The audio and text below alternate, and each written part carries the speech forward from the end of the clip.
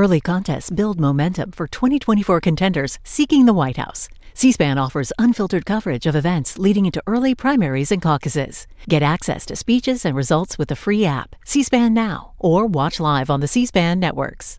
Get the home field advantage every time with Fairfield by Marriott, official hotel partner of the NCAA. Whether you're a student athlete working toward your championship dreams or your team's biggest fan, Fairfield by Marriott has everything you need to get ready for game day. From comfortable guest rooms to complimentary hot breakfast, Fairfield is part of the Marriott Bonvoy portfolio of hotels and official hotel partner of the NCAA. Visit fairfield.marriott.com to book your next game day stay.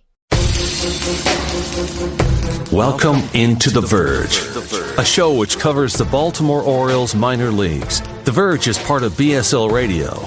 Baltimore Sports and Life is dedicated to analysis and discussion on the Orioles, Baltimore Ravens, and the University of Maryland. The site has a team of writers providing coverage of those teams and houses live streaming content weekly. Join the conversations at the message board, like BSL on Facebook, and follow BSL on Twitter. Welcome to On the Verge. This is Zach Spedden, joined by my co-hosts Nick Stevens and Bob Phelan. We're also joined by a special guest today in Connor Newcomb, who I'll introduce in a moment. But first, a reminder that On the Verge is brought to you by Mercer Floor and Home Carpet One. Mercer is a third-generation family business. It was established in 1959 and is located on Main Street in beautiful historic downtown Westminster, Maryland of Carroll County. For all your flooring needs, think Mercer. Connor is the host of the Locked On Orioles podcast. He's been kind enough to have Bob, Nick, and I on in the past, and we've always enjoyed our visits there, and I think he generally runs one of the better Oriole-centric Twitter accounts out there, and that's at Locked On Orioles, correct, Connor? Yeah, that is. All right, so we're happy to have you on. So, Connor, I'll just start off. How you doing? This has been an unusual offseason for a baseball podcast. Yeah, it has. It had been slow, and then, of course, this week came, and the Orioles decided to do everything in 1 week, which is nice for one thing, for breaking news pods, and it lets me kind of stack up later other episodes that I've talked about. But, I've had all you guys on as well. Because I think I've got the three foremost experts on if I want to talk about, basically the guys behind Adley, Grayson, and DL in the system, which is why I've have you all on the pod multiple times.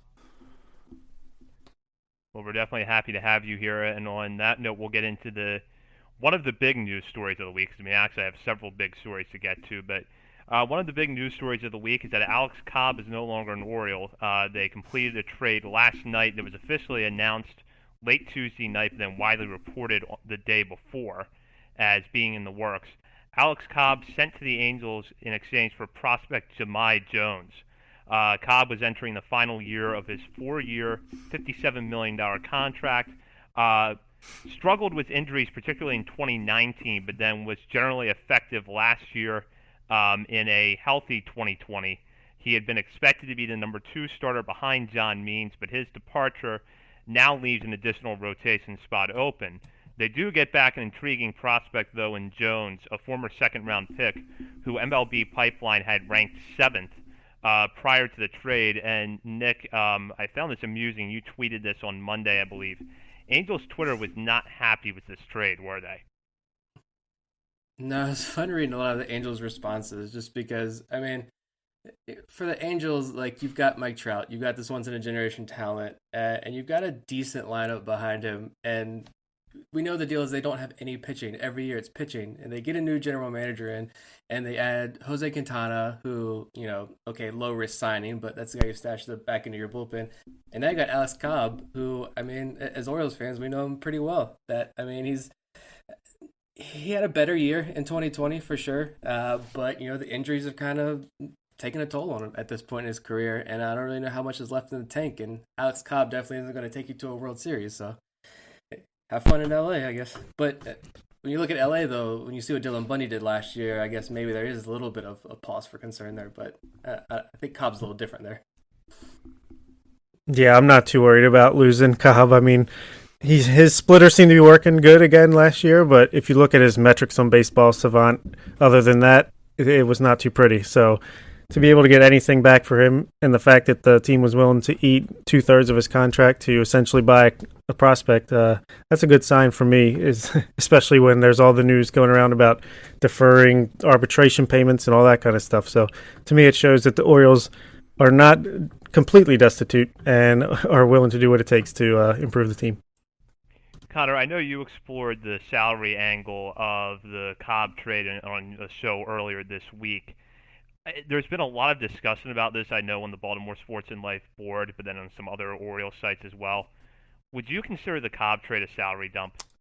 I would say, yeah. I mean, it's nice to get Jahmai Jones back. I think, honestly, even when the trade broke, because, we knew he was going to L.A. before we even knew that, they were getting anyone back. And, that makes it a little less feeling like a salary dump. But, I mean, to be honest, they're paying $10 million just to get rid of $5 million, essentially. And that's kind of what it comes down to. So, aside from that, though, what was your overall impression of the trade, both from the Angels' perspective and the Orioles? I mean, for the O's, it felt like watching Alex Cobb. I mean, you guys kind of hit on it. His splitter is back, which is nice. The rest of his pitches are not. And, I mean, those hard hit percentages, I mean, my goodness. I mean, honestly, the Orioles' defense had some rough stretches last year, but the one pitcher they helped out was Alex Cobb. I mean, his ERA should have been higher than it was, and some of his outings should have been worse than they were. And so, to be honest, and I know they paid 10 of the 15 million, but to get anything back, and I've heard a lot of varying takes on Jahmai Jones and what he can be, but they got a guy who can play second base in the big leagues this year, and a guy who's only 23. And for the last year of Cobb, where he was never going to really help you win, I'll take it. It's not like I'm jumping for joy, but I'll take that deal. Yeah, so I tried to break down Jones in a piece on Monday right after the trade had been reported but wasn't finalized yet, and it's a complicated case because the sense is that, you look at his 2019 numbers at AA, they're not that impressive, but Nick, you have actually talked about this a little bit, that the Angels, I guess, had tweaked his swing to not very good results that year, and then there's also been some suggestions, and I noted this in my story, that his batting average on balls in play at 288 was not very good. Eric Longenhagen had noted last year, actually, that the batted ball data for Jones at AA was still pretty positive. So it feels to me like this is not – he's not a sure thing. I mean, if he were a sure thing, the Angels would not have included him in this deal. But it does feel like there's a little bit more to the bat than what the stats suggest. Yeah, I mean, you're talking about second base this year for the Orioles. Jones is probably going to start the year in AAA. You've got Yolmer Sanchez right now to go at second base, who's Gold Glove caliber glove out there. He's someone. I know the offense is a major question mark, but I can actually bring up that offense later on. Maybe we talk about third base and Rio Ruiz. But yeah, Jones, I mean, I like the reports. Like Connor said, it's not like a blowout trade. It's not somebody that's like, oh my God, it's Jahmai Jones. Like, this is an amazing prospect. We totally fleeced the Angels. But it is somebody who's intriguing. And I did like all the reports kind of out there when you're researching him now about the Angels have tried to swing. And I think you had Taylor Blake Wardle on your podcast today, Connor, who mentioned they changed his swing probably 7 or 8 different times. And it seemed like from reading, I think it was Baseball America, that said actually when he was at the alternate site and he went back to his old swing, the home runs came, and he had like 7 home runs at the alternate site. So that's a good sign.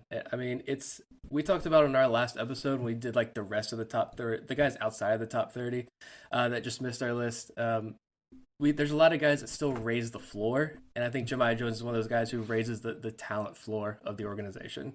And so if you're going to I didn't think Alex Cobb was tradable. I thought, if anything, he was going to provide innings in a season when you're going from 60 to 162 games. You're going to need pitching. You're going to need a lot of pitching depth. And I thought at least Cobb could provide that. But if you're going to get a guy in Jones who could fill in at second base later on this year, yeah, it's a win. So. Yeah, his swing changes kind of remind me of what Ryan McKenna was going through a year or two ago when he went to Bowie in AA. Trying to get more of that home run swing, and it just did not work out for him. And it seems like the same thing for Jones, and then he's going back to what got him there in the first place. But I like the return. I mean, he's number 16 on Baseball America for the Orioles now, 19 on MLB Pipeline. I have him 18 on my personal top 30, which is kind of funny since he was all the way up at 7 for the Angels. But yeah, he's a guy that can come in, compete for second base, at least maybe a utility spot. Maybe he can beat out Pat Valleca, the almighty, for second base, or backup infielder, someone that could play center field in a pinch since he has some experience there. So, yeah, you're not getting back a stud, but you're getting back a guy who's major league ready right now, and he can contribute to the team in 2021. Yeah, well said. I think that he's someone you could look at even if he does start the year at Norfolk, which is what my guess is where he's going to begin the year. We could see him up later in the year because of that ability for him to play second base in the outfield. The fact that Sanchez can slide over to third base if Rio Ruiz does not seize a job early on. And he's got a little bit more raw athleticism than Rylan Bannon does, where you're not going to put someone like Bannon in the outfield. You could feel comfortable putting Jones out there. So I think that does differentiate the two a little bit. And though I'm very high on Terrin Vavra, I think it would be a stretch at this point to count on him being in the major leagues in 2021, at least for a substantial period of time. So I think there is actually a need for Jones. That and so some of the concerns, I guess, surrounding Richie Martin's health, raise the need for another middle infielder.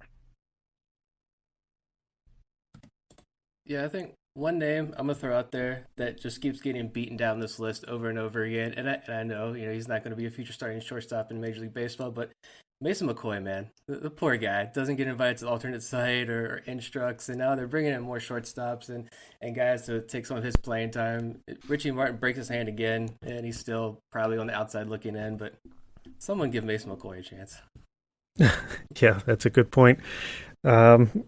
He might see some time. It's going to have to be this year, I feel like, before the barrage of middle infield prospects kind of just pass him by completely. But hopefully he gets his shot.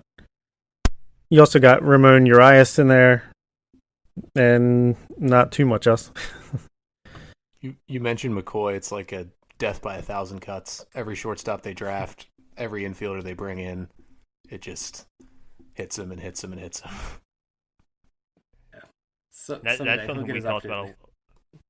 That's something we talked about a lot when we were putting together our top 30, was just this influx of middle infielders that, guys like Mason McCoy, Caden Grenier, and I think even Adam Hall to a lesser extent now feel overshadowed.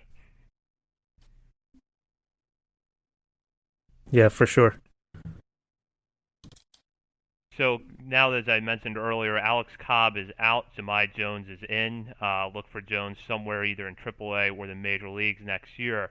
But the departure of Cobb leads into really the next big topic on this show, which is some of the spring training battles that we could see when camp begins, and it's still on track to begin in about 2 weeks. At this point, it looks like 2 starting rotation jobs up for grabs now with the departure of Cobb. The Orioles appear to have made moves and bringing in someone who at one point looked like he was on track to be a first ballot Hall of Famer in Wade LeBlanc. He's back in Baltimore now. And they also signed Felix Hernandez. But LeBlanc returns on a minor league deal. Felix Hernandez, who was going to pitch in Atlanta last year but then opted out because of the COVID-19 pandemic, has signed a minor league deal with the Orioles. And reported by John Heyman tonight that he would make $1 million if he does earn a roster spot. So, Connor, what are your thoughts on bringing in Hernandez and LeBlanc, I guess, to experiment to see if either one or both of them land in the rotation? Well, I mean, tonight, seeing the Felix news, I mean, my first reaction was just like, I felt like I was back in 2010, 2011. I just let myself do that for like 90 seconds. Just like Felix Hernandez might be pitching for the Orioles, and thought back to his Cy Young season and his perfect game in 2012. And then, of course, if you think anything past that, you obviously get, shot back into reality, which is, 2019 was bad. I had actually forgotten how bad 2018 also was for King Felix. For some reason in my mind, I thought he was around a 4.5 ERA pitcher up until 2019. that was not the case. He was struggling before then, and it's on one side, I guess, a good sign that the Braves felt good enough to at least take a chance on him. A team that was going to win a division thought he might have a shot to make their roster last year, and of course, as you said, he opted out and didn't pitch. But the crazy thing about King Felix is, he was pitching at a high level at age 19 in the big leagues. So, it feels like he's been around forever. He's only 34. So, not saying he will turn it around, but there's definitely still time for him to at least get back to, I mean, it stinks that this is what we're saying about him at this point, but at least get back to a major league average pitcher that the Orioles can use to eat innings in their rotation. And for LeBlanc, I mean, he was just like the worst version of Tommy Malone, and obviously we didn't see a lot of him because of the injury last year. And the ERA was 8. It was like 2 good starts, 2 average starts, and 2 horrendous starts, and that's what got him to that number. I don't know how much LeBlanc pitches. I think just the hope in me is that Felix sees more innings, but you could see both of them, I feel like, on the opening day roster. But they didn't have any veteran starting pitchers after trading Cobb, so at the very least, get a little leadership in there in spring training. Yeah, gotta love the King Felix signing. If nothing else, it'll be fun this month, next month, just to see him in an Orioles spring training uniform at least. That'll be cool. But, by all reports, last spring training, I feel like you heard some positive things. He had a chance to make the Braves opening day roster, and who knows, maybe a year off completely from pitching any high volume. Maybe he can add a mile per hour or 2 on his fastball and maybe, get closer to average, like Connor said. LeBlanc, I'd rather have Joey from Friends, a different LeBlanc, but I'm hoping he's just like a body in camp, just some competitiveness for spring training. I really would hate to see him make the opening day roster, especially when we got so much depth at AAA when it comes to pitching, but it never hurts to sign someone to a minor league deal. Worst thing that happens is there's really no worst thing that could happen. Yeah, look, his age, looking him up now, his rookie year, I was a junior in high school, and now I'm like approaching my mid-30s with a kid, and that's unbelievable. And like you said, he's only 34 years old. He's only a year older than me, and it feels like he's like 40.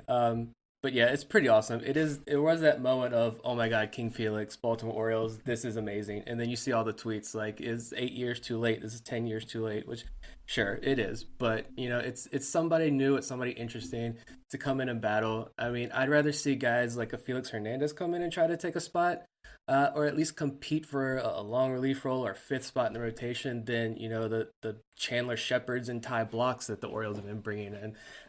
This is definitely a lot more interesting, I think. And if you hit something, I mean, Orioles and pitching has always been kind of this nightmare scenario. But, when you look at what's going down in the farm system, and when you look at what they were able to do with Tommy Malone, if you can turn Tommy Malone into production, he was good when he pitched. Like, I actually enjoyed watching Tommy Malone pitch for the Orioles. And then they got actual other human beings back for him. Like obviously that could be like a one-time thing there, but I'm willing to take the risk on a guy like Felix Hernandez with that track record. It's fun.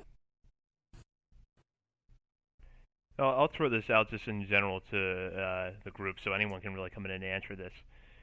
Do you think that because of Hernandez's track record, putting aside for a moment that the last 4 seasons or so have not been very good, do you think that because of his experience, his track record, and as I said, at one point he looked like he was on a trajectory to be a first-ballot Hall of Famer, do you think that gives him an edge in, say, it's a push situation to decide who the number 4 and number 5 starter is going to be?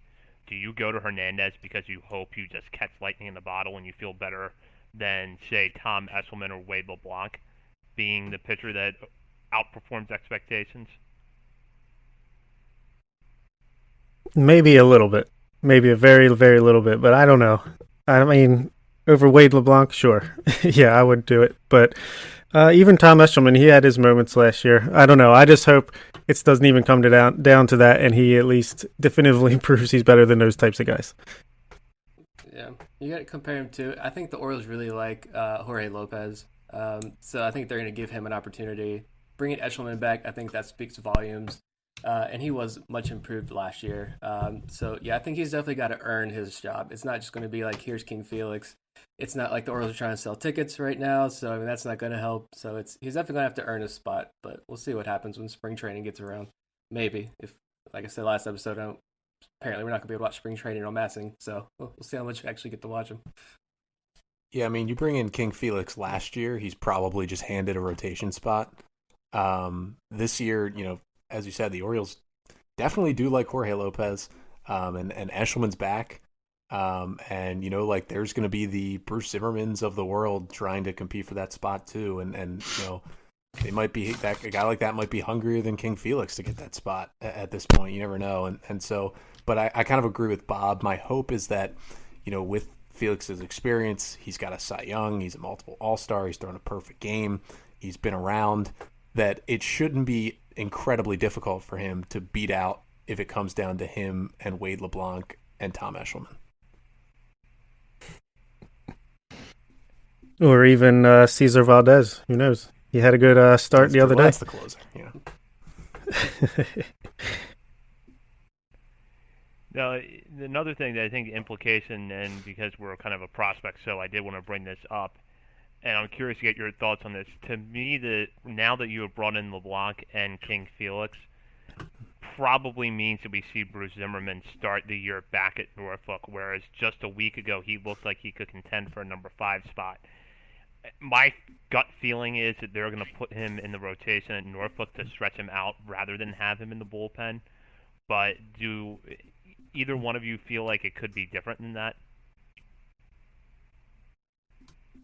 I don't think so. I think when you're looking at this now, personally, as much as I think Zimmerman's kind of this, I think Eric Longenhagen called him the fully baked prospect, which, yeah, I mean, how much more development are you going to get out of him? I don't think not much. At this point, it's sink or swim for Zimmerman. I want to see him in the rotation, getting to start every 5-6 days, but you look at Jorge Lopez, I don't think has options left. And when you look at Soroller and Tyler Wells, if just one of them makes a roster, they're going to get innings. Maybe not in the starting rotation, but I think with Zimmerman, he's got the options. You can stash him away in AAA. And if anything, like AAA, the Norfolk roster is probably going to be pretty stacked this year. I mean, he's not going to be pitching up there with guys like, Johnny Giovitella and Zach Vinci and Chris Bostic behind him. Like, he's going to have a legit roster behind him. So that's a lot better a situation for these guys. And he's going to be pitching with the Zach Lothars and Michael Baumann. So, it'd be fun to maybe watch these guys really push each other down there in AAA Norfolk, and then round trading block into the season, see some of these guys come up and see what this development does for them. But as much as I want to see Zimmerman in the rotation, I think he's going to be the guy when this all shakes out that gets pushed down to AAA at least to start the year. Yeah, I agree with Nick. I think he's either going to start in AAA's rotation or maybe an outside shot of making the bullpen for the Orioles with a, eye on replacing the Lopez's or King Felix's of the world a little bit down the line. But, if he really impresses in spring training again this year like he did last year, who knows? Anything is possible with the Baltimore Orioles. Any thoughts, Connor? Yeah, I mean, I kind of agree with that. I mean, he's, especially with a guy, some veterans in there, and they have options to keep Bruce at AAA. They'd probably want him to start there over be a reliever in the majors if it comes down to that. I just got to say the Johnny Giovitella name drop just made me smile right there. That was just a fantastic pull of a AAA Orioles player. I have not missed a Norfolk Tides game in 3 years. If that my Tides knowledge is unmatched, I will gladly say that. That is like the Vladimir Guerrero on the Orioles of the Norfolk Tide. That was pretty cool. So we're keeping in theme with some of the roster positions that we're going to be watching in camp. We're going to turn to position players now, and I know Bob has a question about third base, specifically Rio Ruiz. Oh, yeah, I was wondering if you think that Rio Ruiz is going to make it through the season on the Orioles roster. That is quite a good question, because if you pose that question pre-2020 season, I say, of course, Rio Ruiz will be through, the entire 2020 season. And then we saw him start hot and then just kind of forget how to play third base defensively at times. I mean, that was one of the weirder things or at least one of the more surprising things that happened to the Orioles. I'm not expecting Rio Ruiz to be the starting third baseman down the road for the Orioles, but like he looked pretty serviceable. And then it was like a 20-game stretch last year where he couldn't field, he couldn't throw. And the bat wasn't good enough to make me feel like, all right, it's okay if that's happening at third. And it was bad when, we had seen Renato Nunez play third in the same season, and we still thought Ruiz was playing poorly. And, I don't know if Bannon's going to hit a ceiling where he's an everyday third baseman. And, I don't know if Yolmer Sanchez takes over that spot. And, I think the best bat in that group is somehow still Pat Valaika, even though I don't want to see him. And, Valaika's bat, I mean, it might be the best of all those guys in the infield. And Jahmai Jones is in that camp too. And, you look at these guys and Ruiz just not kind of seizing that job. And, maybe there's a platoon for him potentially. But, I think by June or July, unless he really gets hot and turns it on, because of all those guys, he was, the most of a prospect, I think, at some point, at least with Atlanta. But unless he really seizes it by, June, July, I don't think it's going to be his job anymore. And I don't think he'll be an Oriole by the end of the season.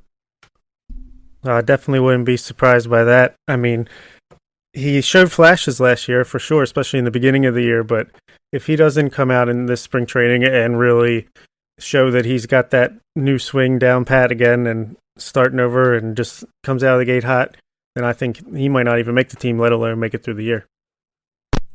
Yeah, Ruiz is interesting. He's a guy he's really frustrating me. You mentioned the defense, and it was just bobble after bobble. And I was looking up earlier the Zips projections for this year, and take these for what you will, but Rio Ruiz is projected a 236 average, a 301 on base percentage, and an 82 WRC plus. And Yolmer Sanchez, they have projected at a 255 average, a 320 on base, and 83 WRC plus. So, I mean, about the same, a little bit better on base percentage. But the glove, Sanchez is Gold Glove second baseman. I'm going to be honest and say I don't know how well that translates over to third base. I've never seen him play third base. Never seen him play second base either, to be totally honest. But I think, he seems to be like he's a Michael Elias guy, and there isn't really anyone knocking on the door at third base. You've got Gunnar Henderson, Jordan Westberg. If they move off shortstop and move over to third base, they're still a couple years away. Kobe Mayo's an 18-year-old kid. He's many years away, so I could see Ruiz sticking around, but, I mean, when you've got Jones coming up, like you mentioned, and you've got Bannon, who I think is solid at third base. I don't trust his arm all the way at third base, but I think he's a pretty solid second baseman. That's not going to hurt you too much. So I think eventually Ruiz is going to find his way out when Bannon and Jones are finally pushing for playing time. Yeah, I think that I give Ruiz the first half of the year to really prove himself, to at least make it through to the end of 2021. He's always been an enigma to me because it seems like he can have these 7 to 10 game stretches where he looks really capable at third base. And while the bat, I've never been sold on his bat, it seems like he at least has a little bit more power potential than what his stats suggest, and that could eventually play well at Camden Yards. The problem is, that once you get past those 7 to 10 games, he just hits a wall. And it feels like both offense and defense, you'll start to see the performance drop. Over a 60-game season, I think that was fine. I think the Orioles were willing to work with that and willing to let him develop. And I think they're still going to be giving him some development time. But I don't know that it's going to last past the All-Star break. And I think at that point, if you have Jahmai Jones, Rylan Bannon, Yolmer Sanchez, and I know I said earlier there would be a stretch to see him in the majors this year, but if he's really, really hitting in the minors, if Taron Vavra's in that mix, maybe even Mason McCoy, you're going to have to start finding at-bats for guys. And I think Ruiz at that point might either no longer be on the roster or might just be relegated to the bench for the rest of the year and only get sparing playing time.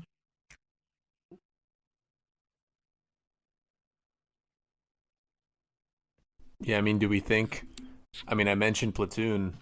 Like, I would not be surprised, and I know there are varying thoughts about Pat Valaika in this group right now, but I would not be surprised if for the first couple months of the season, there's a Valleca-Ruiz platoon at third base because Valleca's going to, mash lefties, not at the Hanser Alberto rate, but he's shown in his career that's where his power comes from, and that's where he succeeds.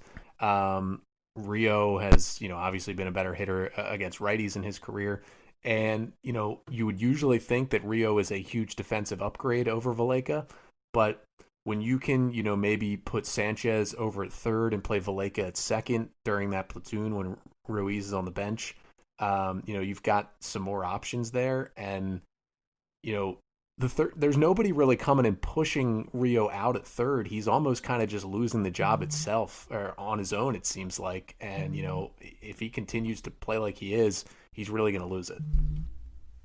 As long as Valleca's not shortstop, I'll give him another chance. I mean, the bat really did impress me. I will give him that. He frustrates me to no end for whatever reason, but the bat was really good. I mean, league average bat after he had like a WRC plus of like 2 years ago in Colorado. He doesn't have to play shortstop, so I'll give him a try at third base or second base and see what he does. But if Ruiz, like you said, is just an enigma. He's really great and he's hot and he's sending balls over there to Utah Street, and then the next day he's cold for 2, 3, 4 weeks at a time. But yeah, I mean, there's really no one else to take a spot right now, so we'll see how long it lasts though. That's a great point. There really is nobody that he should be looking over his shoulder at, but he just can't grab the job and run with it. Yeah, agreed. And Bob, I know you have a couple of other position players you want to ask Connor about. Yeah, actually, I know catcher's not really a position that we're going to be looking at too much when it comes to spring training for the Orioles. We pretty much know Chance Cisco, Pedro Severino are going to be our guys. But I was wondering who you thought out of those two is going to win the job to be ultimately Adley Rutschman's backup. Yeah, it's interesting because, a lot of who Adley Rutschman's backup is, there might not be a long-term backup, but a guy who takes that job for a couple years. A lot of it depends on when they call Adley up.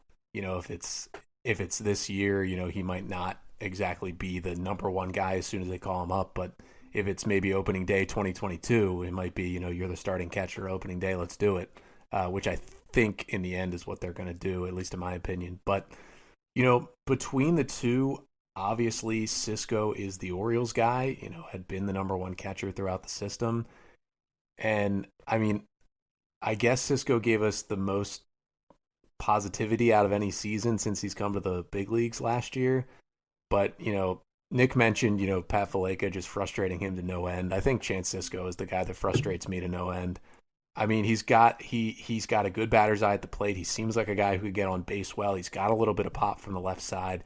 He's not a horrendous defender, but it just, every time he's out there, I feel like there's something he could do better. And so if it's between the two, I'm taking Pedro Severino.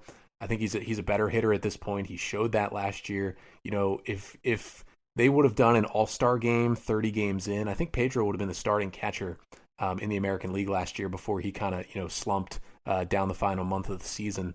But, long term, I think they're going to be in a, similar situation to, Matt Wieters, where it's just, some free agent signings coming in every couple of years to back them up. Or if they find a Caleb Joseph type, maybe if a guy like one of these Taylor Davises or, one of the younger guys turns into that job. I don't think either of them is the backup long term, but I definitely give the edge to Pedro right now because maybe Cisco could figure it out, but it's frustrating to watch him. Austin Wynns is still out there. He is, but there's something about Austin Wynns and the fact that he did not get his shot over Brian Holiday last year really concerns me about what, if any, future he has with the Orioles. Yeah, I think he's just your guy you keep around in AAA. Work with the younger guys. I mean, it's clearly working. But I love Pedro Severino and the advancements that he's made. I know there's a lot of talk last year about him being a possible trade candidate. That could still be the same this year, although Cisco's younger. So if another team thinks there's something there and the Orioles want to move him, I'm fine with that. He does. You get these 13, 14% walk rates, but then he strikes out like almost 35% of the time. a lot of DJ Stewart similar numbers. The base hits aren't there, but he gets on base. And then he goes a week where you got everybody thinking Chance Sisco might be finally trying to break through, and then the real Chance Sisco comes through. And he's got 3 or 4 more years of control as well. And like you said, he's an Orioles guy. He's a former top prospect. So I think at least for right now, they're going to keep him around. And if someone wants Severino, I think is a more reliable, better option. And for that reason, I think he maybe even gets moved at some point this year.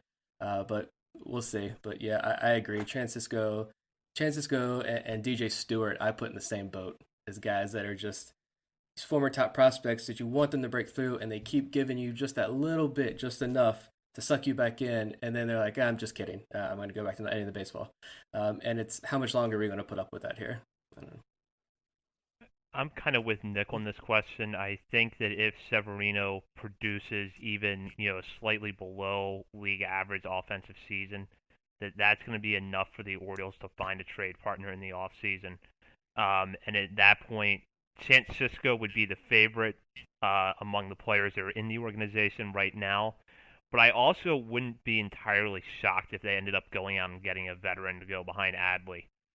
There might just be the argument there to put someone who can kind of show him the ropes a little bit, especially with defense and with working with pitchers, because although Rutzman earns really high marks in those areas right now, there's going to be a learning curve at the major league level. So it kind of I could almost, and I don't have a name in mind to be honest with you, but I could see where if Chance Sisco doesn't earn the job with his 2021 performance, and if the Orioles find that there's a good trade market for Severino, that both of those guys are off the roster by the start of 2022, and that you have a veteran who is outside the organization right now come in and back up Rutzman to basically be the player who shows him the ropes, can be the veteran presence, if you will, to help him, and then kind of be the steady hand to step in and work with the younger starters when Rutzman has days off.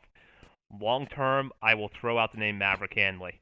If there's a Caleb Joseph to Matt Wieters that is in the system right now to be that player to Adley Rutzman, I think it's Maverick Hanley. But I do wonder, depending on where you see Hanley's ceiling, if at some point, especially if he hits well enough at the higher levels, if he's not a guy that you're considering, and this is very long term, if he's not a guy that you're considering trading to bring you back someone to help you win at the majors now. But if I had to guess long term, if there's a backup in the system for Rutzman, I would go Maverick Hanley. And I would also throw out Brett Cumberland, too, as a possibility. Bat first guy, but somebody the Orioles organization seems really high on. Yeah, Maverick Hanley's my guy. Stanford graduate, Pac-12 Defensive Player of the Year with Adley Rutschman in their junior years. Yeah, he's a guy I think is a solid, one of those guys that's probably going to end up, I think realistically, he's someone that sticks around in the upper minors to kind of replaces the Austin Wins of the Orioles team now. But yeah, it's definitely someone interesting to keep an eye on in the future.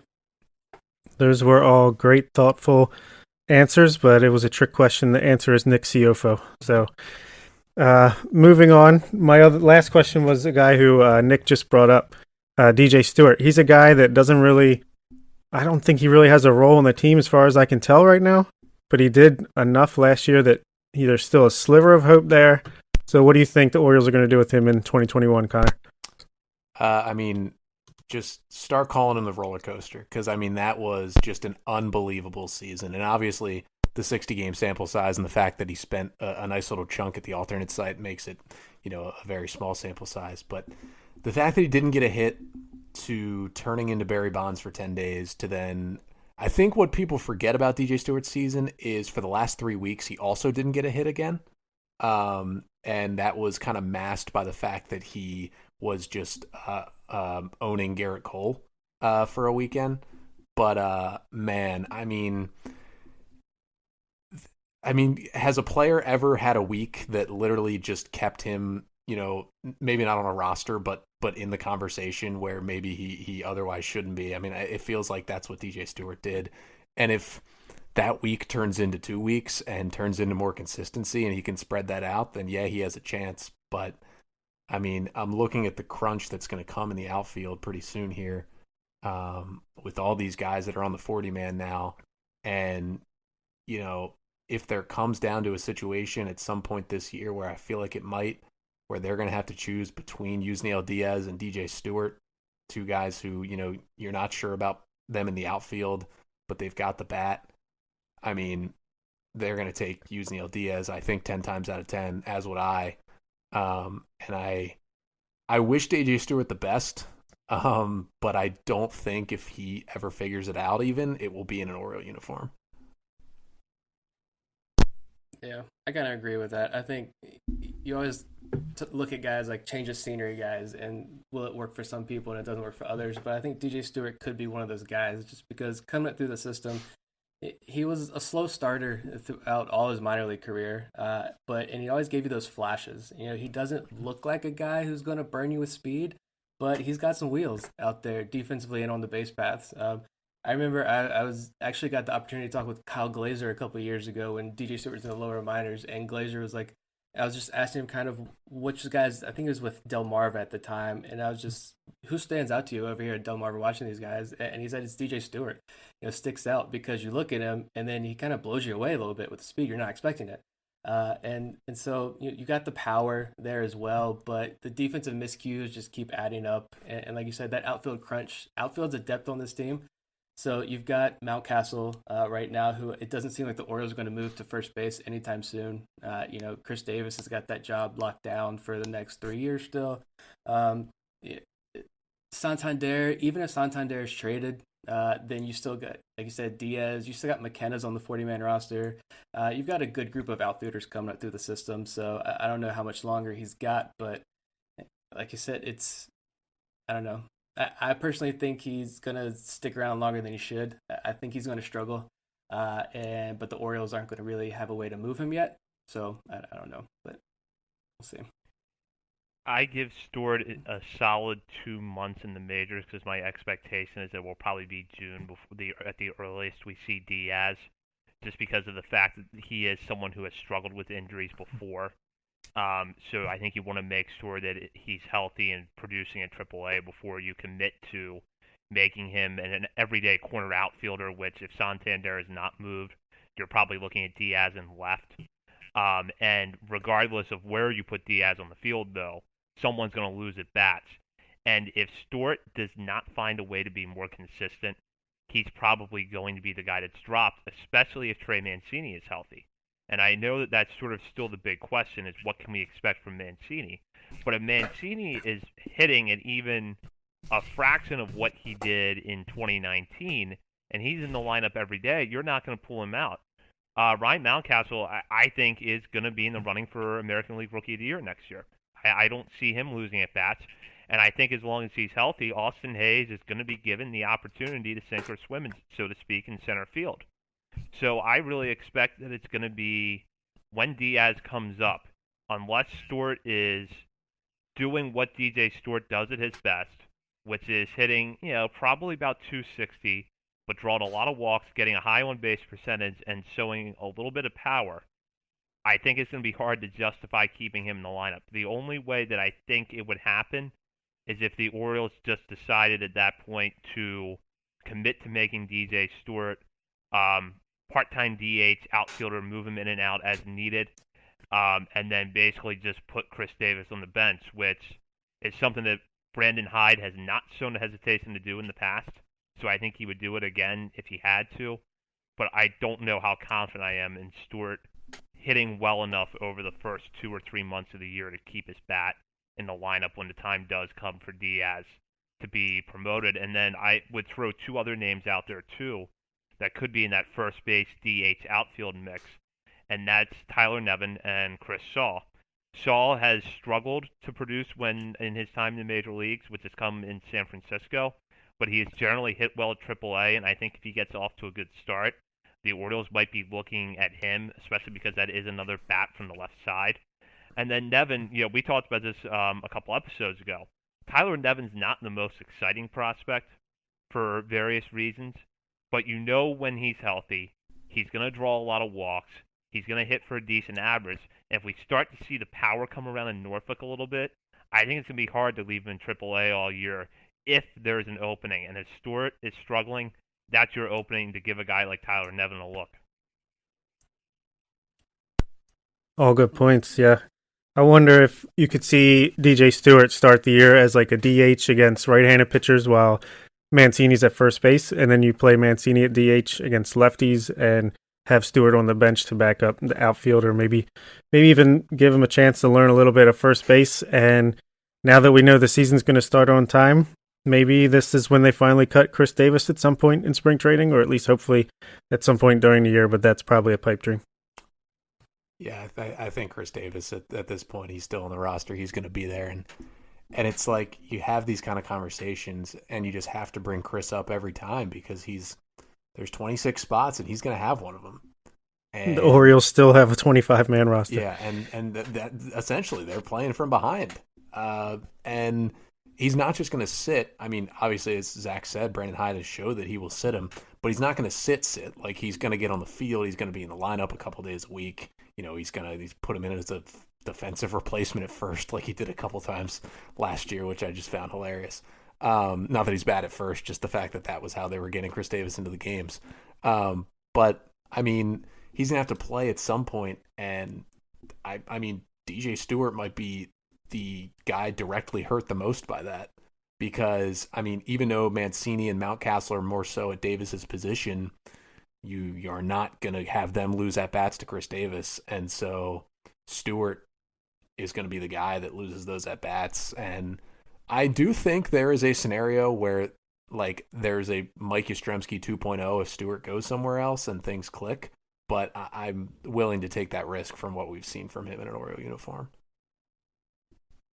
Yeah, it's been, 3 years now with Stewart and Cisco, and it's just, they pull you back in at just the right time, and so you don't want to give up on them. And all the tools are there. We know all the tools are there. We've seen them, but it's how much longer are they going to be able to hang on to a roster spot? And it's good though. It's a good thing that we're talking about a guy like DJ Stewart, who I think all of us do see that potential still, and want to see him succeed. But at the same time, we're looking at 2-3 other guys coming up in the pipeline very soon that you say, yeah, we definitely like them a lot better. So we're slowly getting to a much better place as Orioles fans, but I'm not getting rebuild fatigue like I think a lot of people are. But when it comes to the guys like Cisco and Stewart, they are starting to wear me down a little bit. So, Nick, I know you wanted to bring up the bullpen, and I have a question or two for Connor as well, but you had a good one for me that I definitely wanted to make sure we talked about. Yeah, I just wanted y'all's opinion. We're all here on Hunter Harvey at this point. Guy that's been around, another guy you feel like should be like 35 years old, but he's only in his mid-20s. I'm finding myself having a hard time getting excited about Harvey this season, just because we saw like the fastball velocity was down, the curveball just wasn't missing bats. Really, none of his pitches were missing bats last year, and we're talking about small number of innings again, but it's been the same story for the last 2 years when he's come up. It's injuries. Even in his rookie year, if it was just soreness and they could have pitched through it, but they decided to shut him down early because he's got a mile-long list of injuries. But it's still been the same story. Now he's reached up to the major leagues, and I just feel like if you're relying on him to come out in the ninth inning or eighth inning and throw 98, 99 mile-an-hour fastballs with that injury history, and that's his bread and butter, I feel like there's a lot of risk there. And so I don't know if. Are we going with Hunter Harvey in the ninth inning? Is that something to look forward to? Are we excited about that still? Are we just going Cesar Valdez in the ninth, the eighth and ninth even, final 5 outs to close things out, and then see what some of these younger guys have coming up? But I don't know. What are y'all's thoughts about Hunter Harvey at this point in his career? I mean, I got to say, at this point, I'm going to let Cesar Valdez and the dead fish go until it stops working.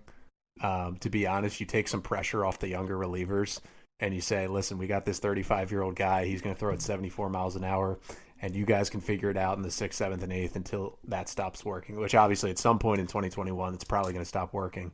But I would let him roll with it until it does. But for Hunter Harvey, I kind of have a little Hunter Harvey fatigue, to be honest. And I've cultivated a bit of a take this offseason that is a little bit outlandish, but there's a little bit of truth to it, in that how much different at this point is Hunter Harvey than Cody Sedlock? Like, I know that's pretty outlandish because Harvey obviously has a much higher ceiling and he's been in the big leagues. But it kind of has the same feelings. Just the difference is Cody hasn't made it to the bigs yet, and Harvey's been up for a couple years, but what is it, like 20 innings I think that he's thrown in the big league level, because he didn't get much time in 19, and then they shut him down at the beginning of last year. And to be honest, when he pitched last year, he was not as impressive as he was in 2019. He got hit harder than he did, those first couple games that he pitched in. And when I kind of project out, not the bullpen for this year, because I feel like Hunter Harvey's going to be wherever he is, a part of the 2021 bullpen. But when I project out the bullpen for the next couple years, with the arms that they've now added to the 40-man, and who of these guys will be relievers, I think there's a possibility of even a guy like Keegan Aiken maybe moving to the bullpen, or if it doesn't exactly all come together for Bauman, that maybe he's a reliever. I start to look at all these guys, and the Tanner Scotts of the world being in there, and they might not have Sean Armstrong in a couple years, but they'll have Sean Armstrong types that they bring in, if to be fifth, sixth inning guys. I'm kind of starting to fulfill, like the 2023 bullpen just without Hunter Harvey in it for the Orioles. And to me at this point, it's almost like if he does turn into what he could be, it's just like an extra bonus at this point, because it's just been so many injuries. He's been sitting on the sideline for so long. And, I don't want to move past him because we basically have no sample size still yet at the major league level. But it's kind of getting there for me. Well, I could tell you the difference between Hunter Harvey and Cody Sedlock is a couple miles per hour on the fastball and a head of hair.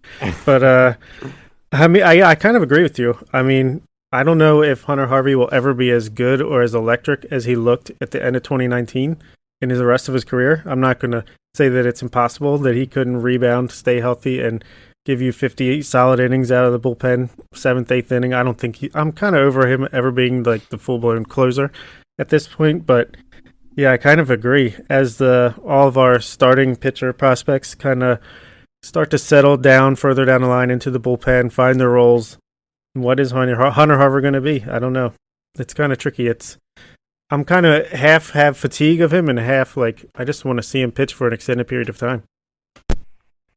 I want to give Harvey the benefit of the doubt and say that given how unusual 2020 was, and I think it was particularly unusual for him because he went from probably being the favorite in the first spring training to be the closer when the year started, to coming into summer camp, then he starts the season on the injured list, then comes back and has to pitch under these kind of odd circumstances. As Nick said, definitely did not look as sharp as he has at his best in the past. And part of me kind of wants to say, okay, maybe he's a guy that we just need to write off 2020 and just first and foremost hope that he can get through a full season. My concern more for him at this point, though, is just that I think the bullpen as a whole getting better over the long run could hurt him, because you see the step forward that Tanner Scott took last year. I would not be surprised at all, not only if Scott is the best reliever the Orioles have next year, but if by the end of the year he's a closer. Dylan Tate looked really good when he was healthy, and I'm excited to see what he could do. And, for as much as I was kind of calling early in the offseason saying Cole Sulser's got to be the guy that the Orioles move on from in that bullpen, if the foot issue that he had really did throw off his mechanics, it could explain why as the season progressed, it seemed like he had lost the ability to command his pitches. So I would even give him a trial run again this year to see what he has to offer. So I question if Harvey could end up, not necessarily within 2021, but if he can't get healthy or if he's just not effective when he is healthy, if the Orioles are going to realize our bullpen is getting a lot better now, we don't need to necessarily hold on to the hope that Hunter Harvey's going to be healthy and figure it out, and he's going to deliver this really promising return, because we have 3 or 4 other pitchers that can do the exact same thing and do it with more consistency. Yeah, we got Paul Fry, too. Yeah, that's a good... Fry had a really good year last year, so that's another good reliever you can throw in the mix.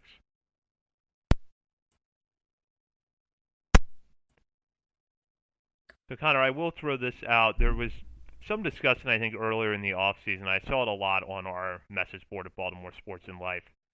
kind of the speculation over whether or not the Orioles would or should go out and get a more proven reliever to be the closer at least for part of the year, and then maybe becomes a trade chip at the trade deadline if the younger pitchers are going behind him. The free agent market's been slow this offseason, so do you think there's still a possibility we see a veteran reliever added to the mix, or do you think, as you said, you're going to go with Cesar Valdez and just have that one pitch work its magic for as long as it can? Yeah, I mean, it's interesting because, we know the Orioles weren't, if they were going to make a move like that, it was never going to be for those top flight guys, the big money Liam Hendricks, the Blake Trinans, the Brad Hands, even the Kirby Yates kind of guys.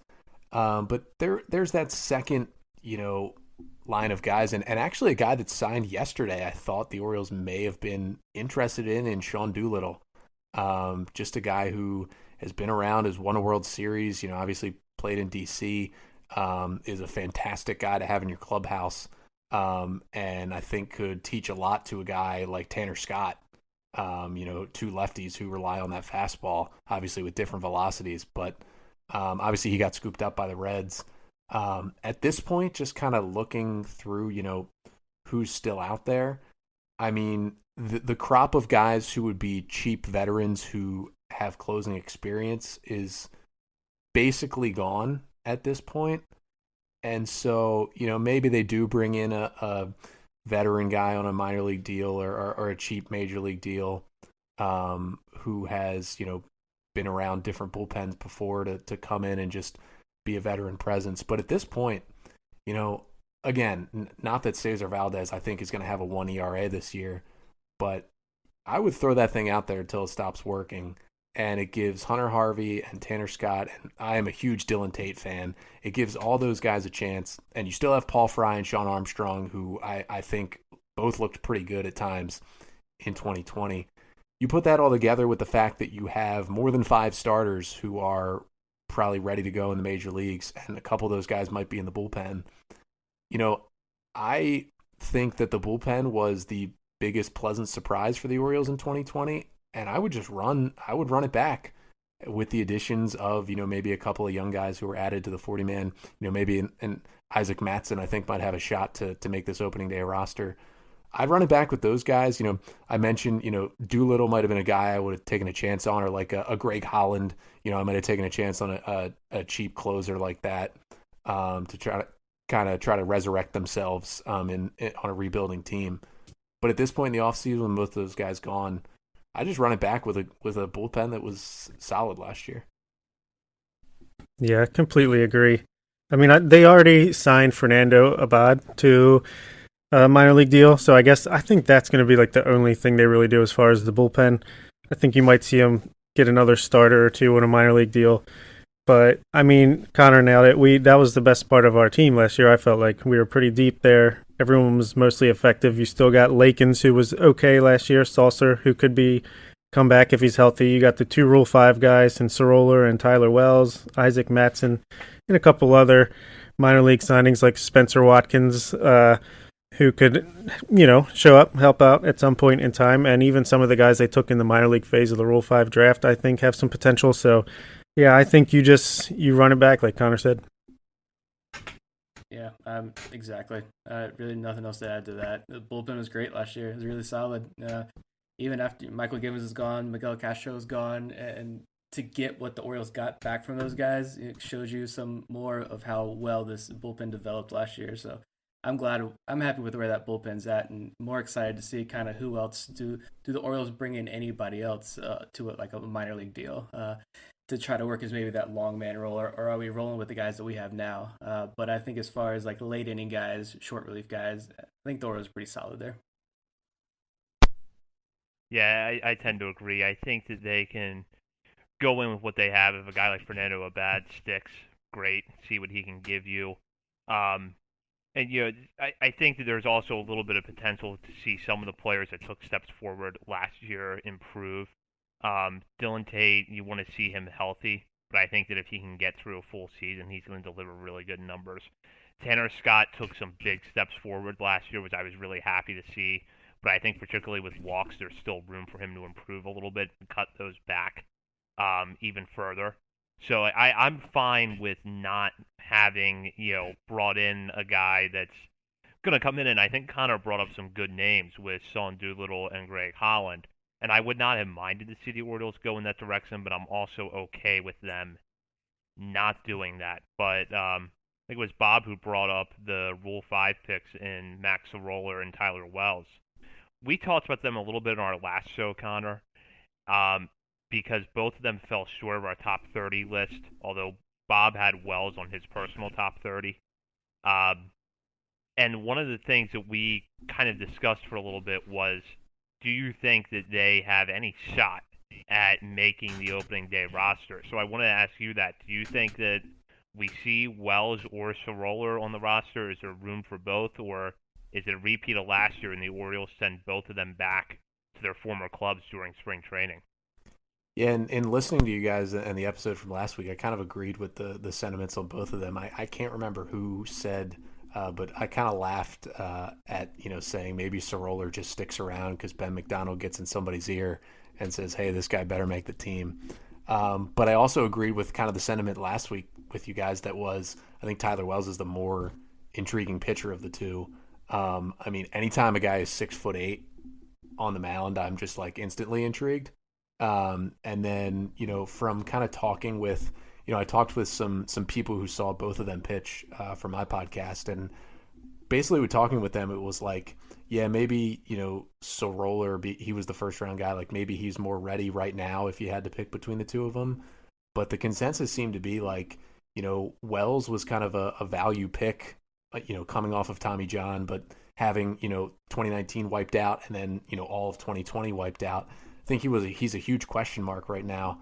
And I think if one of the two makes it, it will be Wells. But I really would not be surprised if we saw the same thing as last year. I was a little bit excited by Brandon Bailey last year.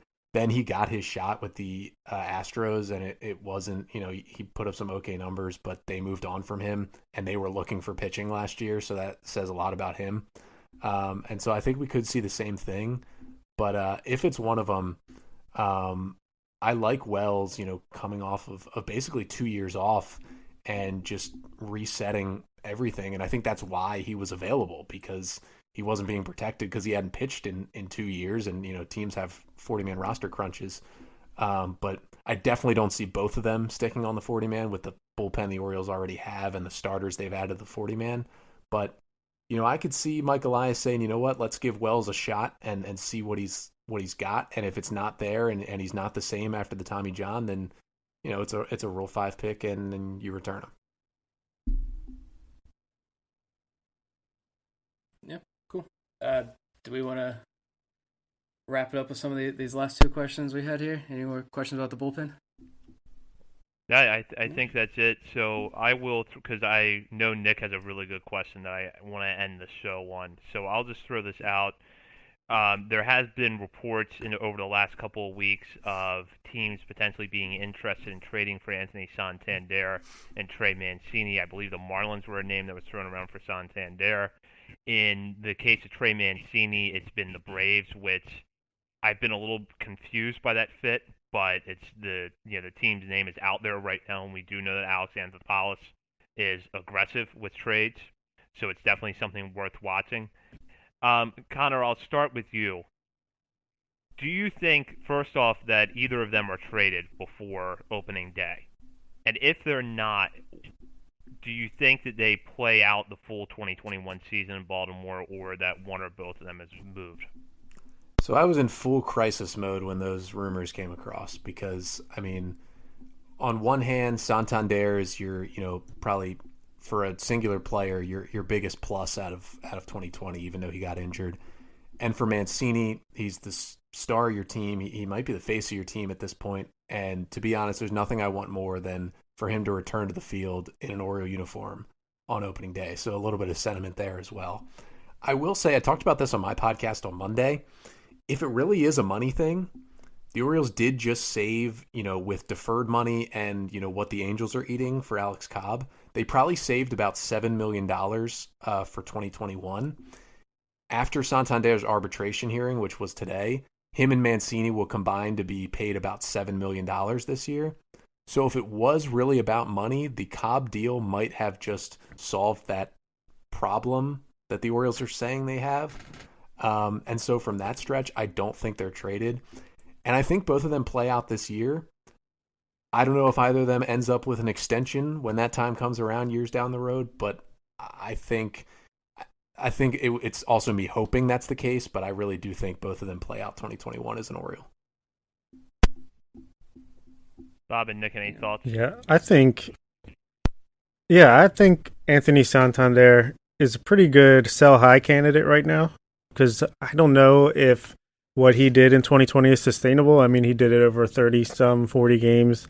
Looked great for sure, and especially defensively seemed to improve a lot from the year before. But I don't know. I think those numbers might come back down to earth. So if someone wants to, like the Marlins, if they want to give up a Dax Fulton and a couple other young guys for him, I think I would do it. But I'll say if he's not traded by opening day, then he'll be here all season.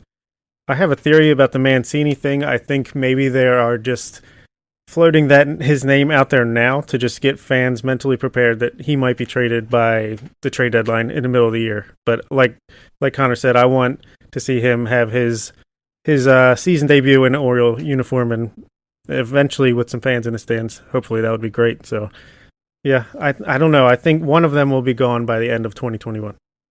Yeah, I'm shedding a tear. I'm not afraid to say it when I see Trey Mancini run out in that orange carpet on opening day. I mean, that's going to be huge.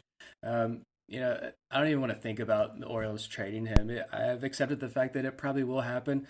And if it does, I hope the best for him. I hope nothing but the best. A World Series in his future, whether it's with the Orioles or not. When the Braves come up, I have a lot of good friends that are hardcore, diehard Braves fans. And, they just, the way they did not appreciate Nick Markakis really just always irked me. So I hope Mancini doesn't go to the Braves just because they didn't appreciate our guys enough. But with Santander, yeah, I love him. I don't want to see him go either, but I'm also fine if they want to sell high on him just because, we haven't seen what Santander's been able to do across the full season yet. I think he's going to be really good, but he's only played in his 4 years. He's got 13 games, 33 games, 93 games, and 37 games in his 4 seasons. So a 292 career on base percentage and a 97 WRC plus. So, I mean, he's average right now, and he does have those spurts, though, where he really showed out. And he's a guy who's probably going to be a 20 home run, 20 double guy across the full season. But it's just, can he be consistent? That's been my biggest thing with Santander. The defense was definitely much improved last year. Gold Glove finalist, is that going to carry out across 162 games? I don't know, but, I mean, yeah, that's going to be a tricky one. But I do like that money theory, that if this comes down to the money and they got it with the Alex Cobb deal, then I think we're good for at least another year, and these guys end up finishing the year in an Orioles uniform. Yeah, I agree. I think they're both going to end the year with the Orioles. Like Nick said, I really don't want to see Mancini move, but I'm kind of mentally preparing myself for the day that could or will happen. Santander's case, I still want to see what he does at least over the first half, because I think that if he comes back and he hits close to what he did last year and you see that Gold Glove caliber defense again, his trade value will be even higher. And it might be to the point where the Orioles can really set the market for him and decide, whether they want to move him at the deadline or wait until the offseason and see if they can work out an extension or move him then. And I think as we saw with Michael Givens, too, there are ways to kind of extend that window a little bit with trade value, and that could be the case with Santander. So, Nick, I'm going to throw it to you now for the final question of this show, because it's a good one. Yeah, let's combine these. We'll go on a high note to end this show now, after talking about Trey Mancini and Santander trade talk. Looking ahead 2021, we'll combine these two that I had. Kind of what's the one storyline or one player that you're really excited to watch play in 2021, and one bold prediction. It can be out there, but it's got to be somewhat set and realistic. A little bit of realism here at least, but yeah, one storyline or player that you're most excited for in 2021, and a way too early bold prediction for next season from each of you guys. So I'll give you I guess the cop-out answer is, I mean, as you said, like Trey Mancini just running down the orange carpet like that yeah, I might shed a tear as well. But to be honest, like, it did feel like, even though this wasn't the case, it felt like the Orioles fans kind of bullied the Orioles into finally calling up Ryan Mountcastle last year. And I don't remember a time where like that kind of happened and then it also just completely worked out. Like, he was phenomenal. And as Zach said, I think he's going to be a finalist at least for AL Rookie of the Year next year. And like, it feels like the Orioles fans have at least rallied around Mountcastle to know like he's going to be here for a while before we have to shudder into the dark time of thinking, will they trade him? And he's really good already.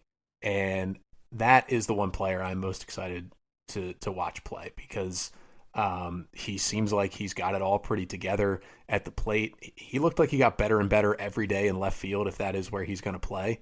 And I just cannot wait to watch him play next season, because I think he's going to be a middle of the order hitter for the Orioles, hopefully for a long time. And it's a guy who hit through the minors and he's hitting in the majors, and it would be just fantastic if he lives up to those expectations. But for a bold prediction for the Orioles,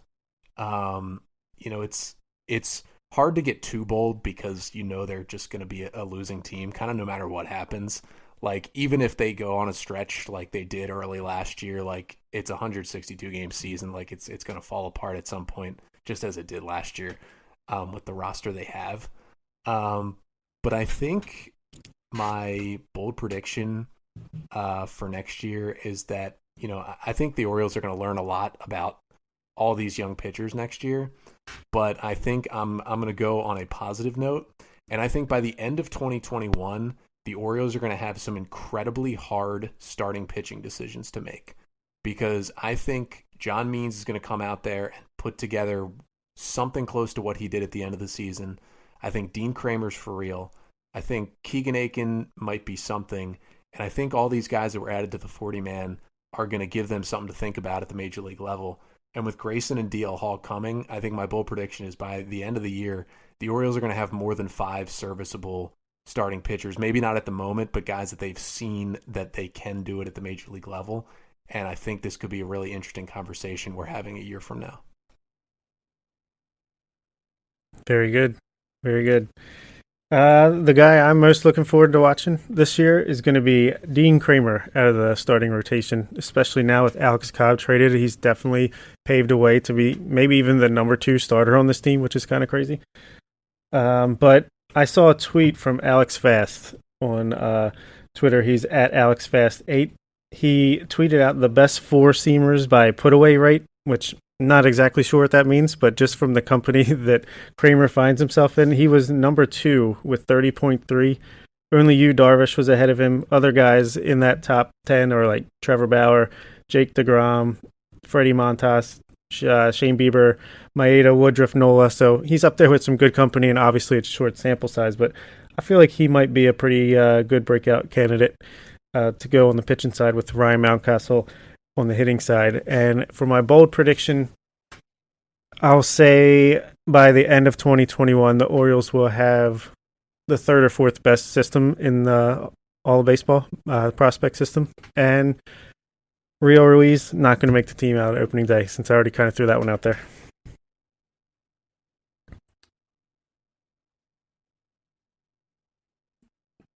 Oh, I think you're muted, Zach.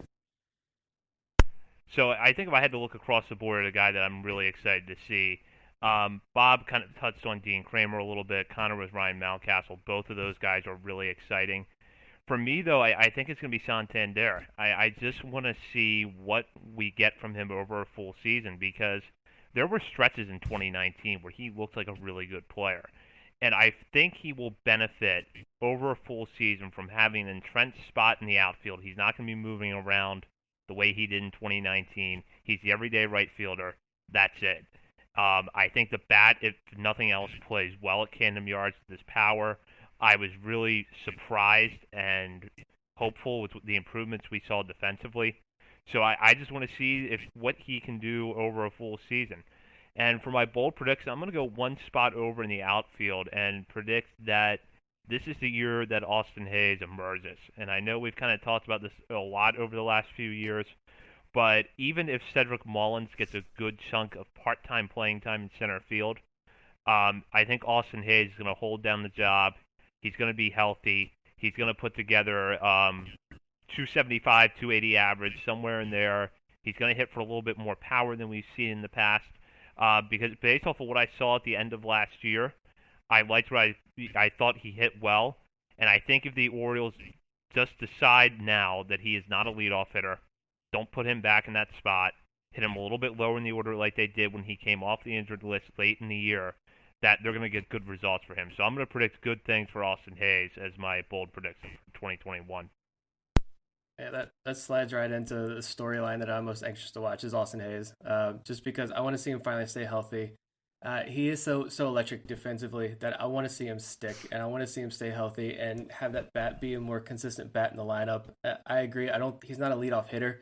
That's where the Orioles have been putting him. I don't know if it's just to get more at bats throughout the season and see where he fits into a lineup better maybe later on. But putting him into a position to succeed, I think the Orioles are now in a better position to do that themselves. So we'll see. I hope he stays healthy. He's a new dad. Maybe he's got some new dad superpowers that are going to kick in this year. And I hope he succeeds just because his outfield is so exciting. And especially the guys coming up through the system. I made a note just kind of to keep it prospect focused a little bit as well. The Norfolk starting rotation, if you're going to have guys like D.L. Hall, Zach Lowther, Michael Baumann, Alexander Wells, even a Kevin Smith, who, we mentioned, Dan Zimborski says Kevin Smith is going to be the top Orioles pitcher next year. That's going to be a really exciting rotation to watch and an exciting team to watch as well. But my bold prediction, I know we said we're going to keep it like light and fun, but actually my bold prediction to end this is I'm going to go a different route and say that it's a trade. I'm going to say Tanner Scott gets traded this year. And I know a lot of Orioles fans are like, yes, do it, when the Orioles were trading so many bullpen arms last year, and I've seen a lot of Orioles fans are like, absolutely not. We've invested a lot of time and energy into Tanner Scott's development, so I feel like what we saw the Orioles get from Miguel Castro and Michael Givens, I think if teams get desperate at the trade deadline and Tanner Scott pitches as well as he did last year, which was really good, I think Mike Elias gets an offer he can't refuse is there. So that's my bold prediction. That is interesting. I mean, to me, it seems like Elias knows he's kind of like the poker player who's holding, and then trades at the last minute and gets more than you would ever expect. But I wouldn't be completely surprised either. Yeah, I wouldn't either. I suspect, and we'll probably get into this on our own on a separate show, I suspect that Paul Fry might be the reliever that's moved this year. But like Nick said, I would not be shocked at all if Tanner Scott gets moved just because there could be an offer out there that Mike Elias can't refuse. So, Connor, before we wrap up, just take a minute here and tell us what you have coming up on Locked On Orioles and what our listeners should look for both on the podcast and on your Twitter account. Yeah, so over at Locked On Orioles, you can get it wherever you get your podcasts. We are 3 days a week at this point, but as the season gets closer, around March, we will go back to 5 days a week. So if you're looking for Orioles content every weekday, you can head over to Locked On Orioles. Our next episode, actually today we had Taylor Blake Ward on, kind of breaking down Jahmai Jones and what he could bring to the Orioles. It was a pretty good conversation. And then Friday, Jordan Schusterman of Cespedes Family Barbecue is going to be on the pod. We're going to talk about Wade LeBlanc and Felix Hernandez and kind of their career with the Mariners and now, them obviously coming to the Orioles. And a lot coming up. Zach, you're coming on the pod for an episode that'll come out next week about some non-top 10 prospects that we're kind of excited about for this year. And, we even look into the other minor league signings that the Orioles have made, the guys like the Spencer Watsons and others we'll be talking about coming up. And then over at the Twitter account, I've got a thread going right now of old full at-bats from the 80s and 90s. A lot of Mike Mussina, a lot of Ben McDonald, a lot of the good relievers they had facing off against kind of Hall of Fame caliber hitters that I found on YouTube. It's things like Mussina versus Jim Thome. I had Lee Smith versus Pudge Rodriguez the other night. Just some full at bats for a little nostalgia here in the off season at Locked On Orioles on Twitter. But a lot of Orioles content going on here in the off season. Well, Connor, thank you so much for joining us on this episode. For our listeners, be sure to follow Connor on Twitter. And then check us out on Twitter, too, at BSL on the Verge. Nick has been running that account pretty consistently and doing a great job of it. We're also on Instagram with the same handle, so check us out there. We'll be back next week with a new show. Be sure to follow our social media for more details. And in the meantime, visit BaltimoreSportsAndLife.com for your coverage on Orioles, Ravens, Terps, and more. And be sure to hop on the message board to join the discussion. For Bob Phelan and Nick Stevens, this has been Zach Spedden, and this is On the Verge. Well, shopping for a car? Yep, Carvana made financing a car as smooth as can be. Oh, yeah? I got pre-qualified instantly and had real terms personalized just for me. Doesn't get much smoother than that. Well, I got to browse thousands of car options on Carvana, all within my budget. Doesn't get much smoother than that. It does. I actually wanted a car that seemed out of my range, but I was able to add a cosigner and found my dream car. It doesn't get much... Oh, it gets smoother. It's getting delivered tomorrow. Visit Carvana.com or download the app to get pre-qualified today.